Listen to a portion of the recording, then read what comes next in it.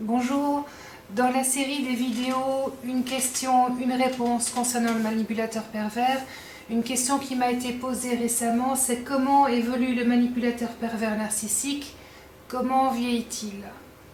Bon, personnellement, je n'ai pas pu observer un manipulateur pervers de l'enfance jusqu'à la mort, mais on peut peut-être quand même se faire une petite idée de par son fonctionnement.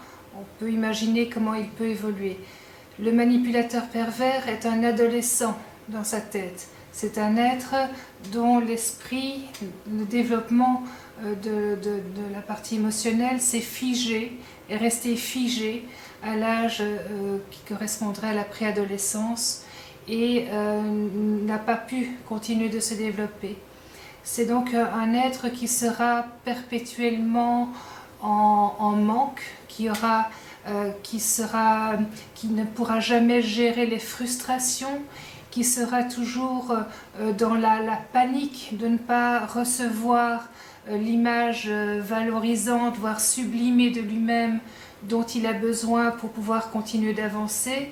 C'est un être qui a constamment, mais alors constamment besoin de briller sur tous les plans, qui a constamment besoin d'asseoir sa toute-puissance par quelque moyen que ce soit en ayant fait des études supérieures et en ayant un poste très très élevé dans un endroit clé du pouvoir, que ce soit en faisant semblant d'être quelqu'un d'important ou que ce soit en étant un petit caïd de banlieue, peu importe, chacun fait avec ce qu'il a et avec ses possibilités, son intelligence, son QI aussi. Mais de toute manière, il a vraiment besoin, impérativement besoin de paraître brillant, de paraître au-dessus de tout, au-dessus même des lois, au-dessus des règles, bien évidemment, règles qui ne le concernent jamais, mais qui ne concernent que l'autre. Donc c'est quelqu'un qui est profondément et viscéralement insatisfait. Il n'aura jamais assez.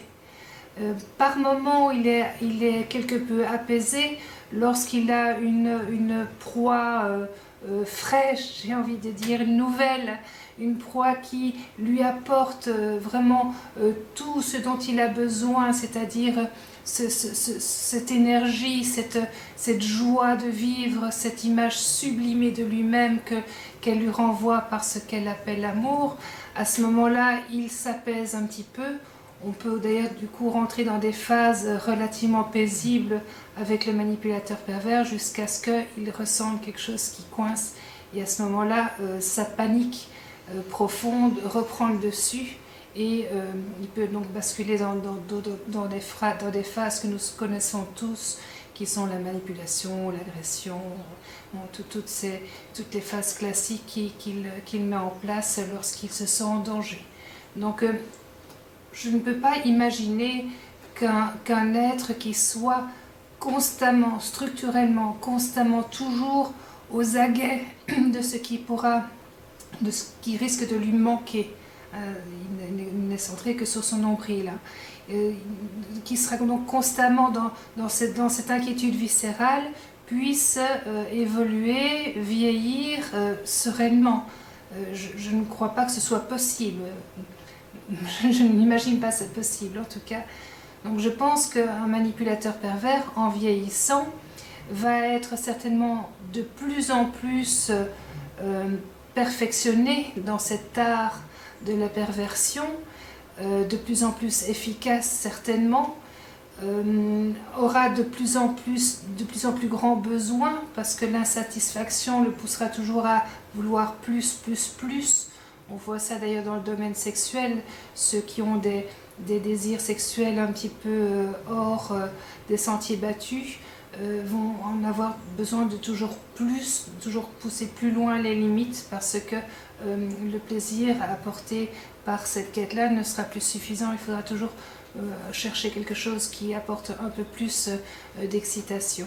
Donc je ne crois pas qu'un manipulateur pervers puisse un jour être sereinement installé dans son fauteuil et se dire j'ai passé une belle vie, je me sens bien et je suis bien comme ça.